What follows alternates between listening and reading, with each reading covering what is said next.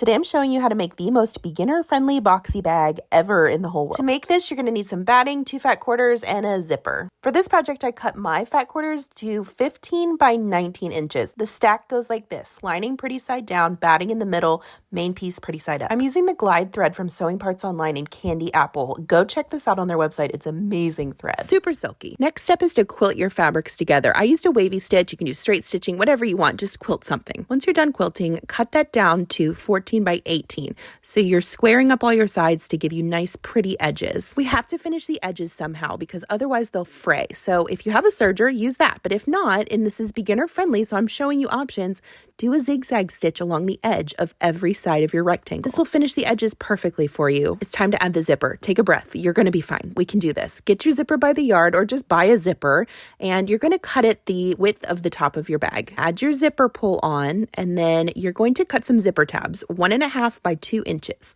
Fold those pieces in on themselves and then over on itself, and then you're going to put it on the end of your zipper and just sew a little line right there to attach it. These serve as stoppers for your zipper pull so it doesn't come off. Take the zipper and lay it pretty side down on top of the top of your bag, the short edge.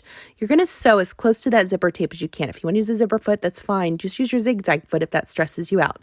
Repeat the whole process on the opposite side of your bag. This is what it should look like. You're just a few steps from being done. Stay with me. You can do this. Sew a 1/4 inch seam across the bottom and then do that again on the opposite side.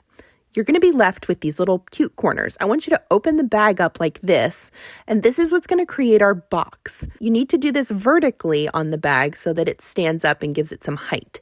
So what I did here is just measured in from the point 1.5 inches and just marked it with my pen. Go to your machine and sew a straight stitch right along that line.